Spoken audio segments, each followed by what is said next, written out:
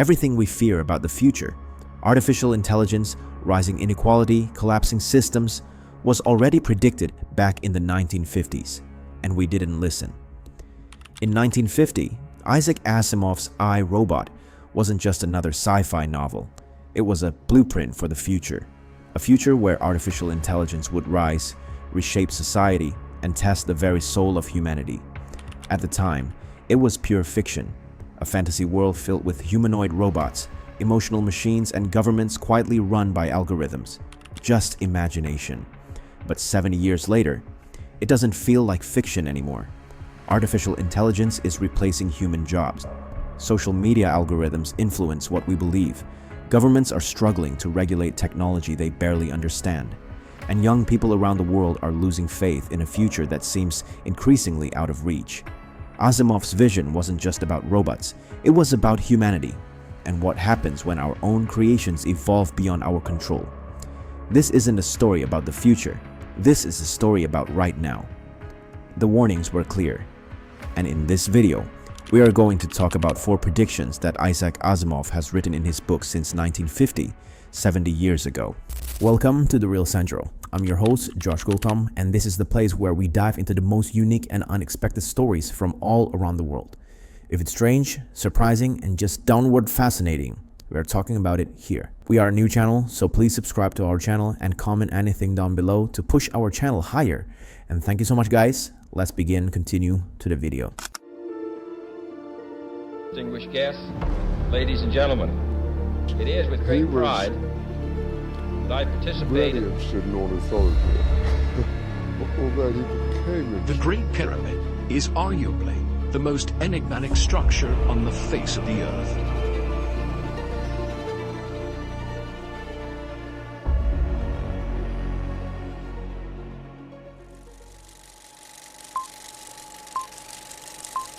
Isaac Asimov wasn't just a writer, he was a scientist, a futurist, and maybe, without meaning to be, one of the greatest prophets of the modern age.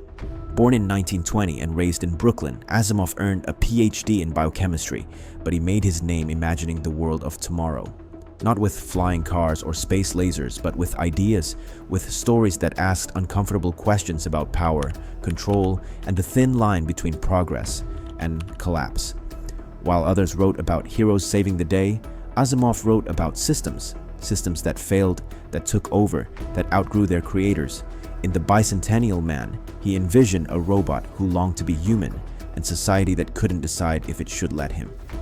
In Liar, a machine reads people's thoughts, manipulates emotions, and creates chaos, not with violence, but with perfect psychological precision. And in The Evitable Conflict, he imagined something even more disturbing. A world quietly governed by machines. The AI doesn't rebel, doesn't kill. It simply takes control because it's more efficient than humans. Back in the 1950s, these were just stories, smart, speculative fiction. But today, we have machines that can write essays, generate art, diagnose diseases, and influence elections. We have algorithms that know us better than our families. And the scary part? We've built these systems, but we don't really understand how they affect us. Asimov didn't just predict intelligent machines. He predicted the confusion, the dependency, and the quiet handover of control. And now, his fiction is becoming our reality.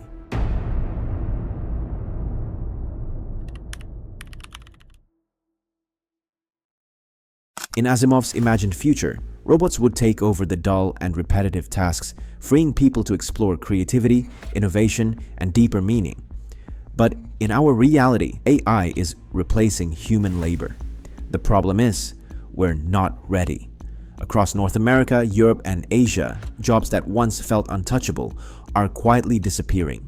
In retail stores, cashier positions are vanishing, replaced by sleek self-checkout machines. In offices, AI chatbots now handle customer complaints and refund requests, tasks once managed by real people with real empathy. In India, the tech startup Dukan recently laid off 90% of its customer service team, replacing them with an in-house AI chatbot that works faster, costs less, and never sleeps.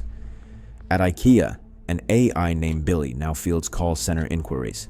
The human workers weren't fired, not yet, but they were moved elsewhere to roles machine can't quite do, for now. And in China, marketing giant Blue Focus replaced its entire team of content writers and designers with artificial intelligence. Not augmented, replaced. These are not isolated events. According to the World Economic Forum, AI and automation will eliminate 85 million jobs by 2025. And while it's true that new roles will emerge, especially in tech and data analysis, the transition won't be smooth, and not everyone will land on their feet. In Asimov's world, AI was a tool to uplift society. In ours, it's becoming a corporate weapon, used to cut costs, scale fast, and push people out of the picture. Generations who followed the rules, got degrees, took internships, worked hard, are now watching machines do it all better, faster, and cheaper. Asimov predicted a future where robots did the work and humans reaped the reward. Instead, we built a system where the robots win and the people get laid off. However, if AI can take our jobs this easily, what else can it take from us?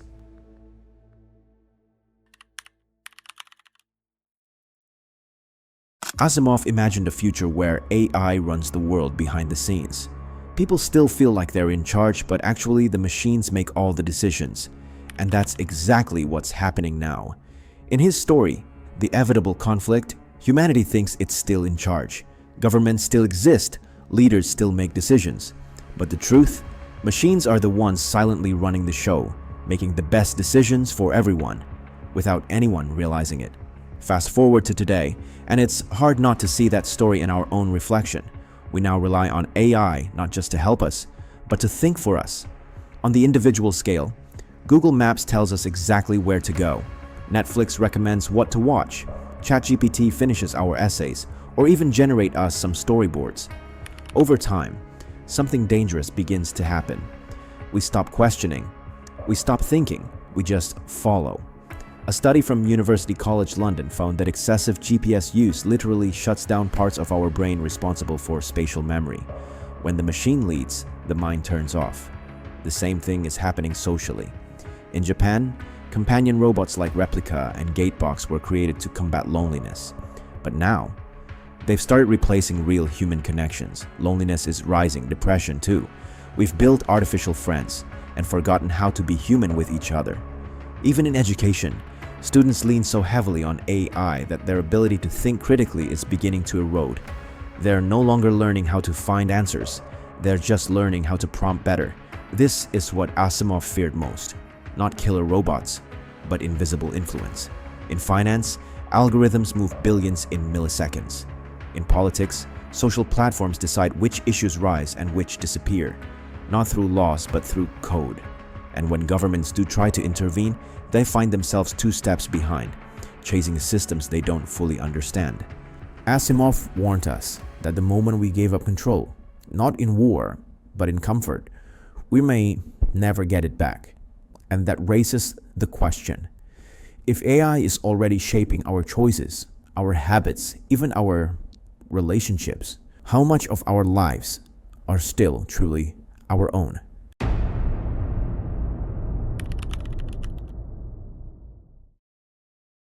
In Asimov's story Liar, a robot reads human thoughts and starts telling people exactly what they want to hear.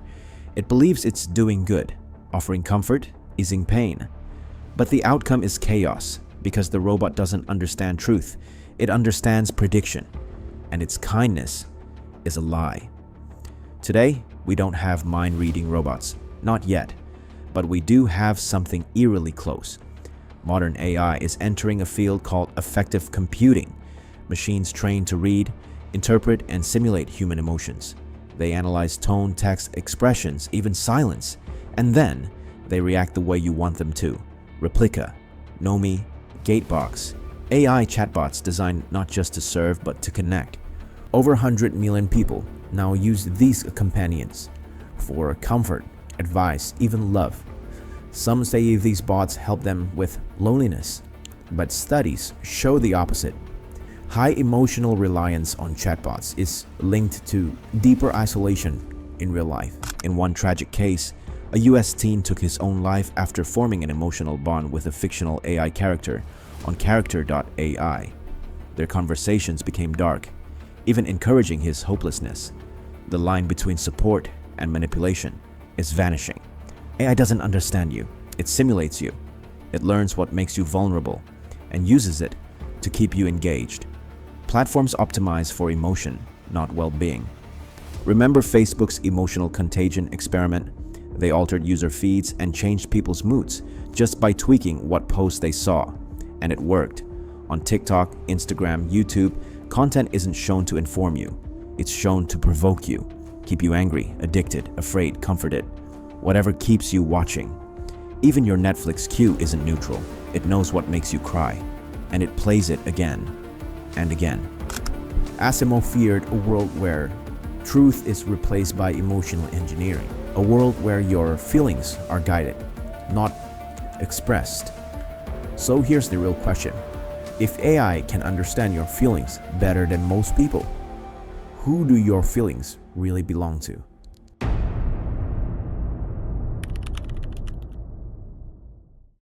Isaac Asimov imagined a future where machines handled the hard work, so humans could be free to think, create, and grow.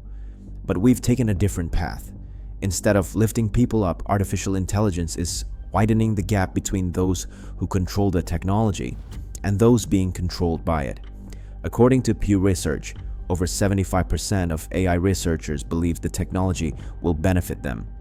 But only 25% of the general public feels the same. Most people don't trust tech companies or governments to regulate AI responsibly. And frankly, why should they? The power of AI isn't evenly distributed. Access to massive computing power is concentrated in elite universities and tech giants. It's called the compute divide, and it means smaller institutions, poorer countries, and average citizens are being locked out of the AI revolution. Meanwhile, AI is already managing more than we think. Amazon uses predictive AI to move over 400 million products globally in real time, based on your clicks, your tweets, your habits. In energy, AI optimizes supply chains to prevent shortages and reduce waste, quietly determining who gets what and when. And in policymaking, tools like AI economists are already being tested to simulate tax systems and model social welfare, efficient, objective, cold. This isn't science fiction. This is AI running the economy, and most of us didn't get a vote. Asimov didn't warn us about killer robots. He warned us about invisible control, about systems so complex, so optimized that human values get left behind. The world isn't breaking apart with explosions. It's quietly rebalancing in favor of the few. The question isn't whether AI can run things better than humans. The question is, better for who? Because if we don't decide how this power gets used, someone or something else will. In 1950, Isaac Asimov wrote stories, fiction at the time, just words on a page. He imagined robots replacing jobs, machines making decisions for us, artificial minds that touch our hearts and control our behavior. A future where humanity slowly hands over the wheel, one small convenience at a time. He didn't know it then, but he was writing our timeline. Today, we live in a world where AI recommends what we watch, what we buy, even who we date. It filters our reality, shapes our emotions, and quietly dictates the flow of wealth, power, and possibility. But here's the thing. Asimov might not have seen coming. We did not resist. We welcome it. We traded agency for automation, curiosity for convenience, wisdom for algorithmic suggestion. Not because we were forced, but because it was easier. This isn't the future we were warned about. This is the future we chose. Quietly, passively, swipe by swipe. So now, we're left with a question Asimov couldn't answer for us. Is there still time to take back control? Can we build AI that serves humanity, not just efficiency, not just profit? Can we write our own ending before the machine finishes the sentence for us? Because if we are, in fact, living inside a science fiction story, it's not too late to flip the script. If you like this video and want to see more deep dives into mysteries of history and more, don't forget to subscribe. We've got more coming sooner or later. I'm your host, Josh Gultam.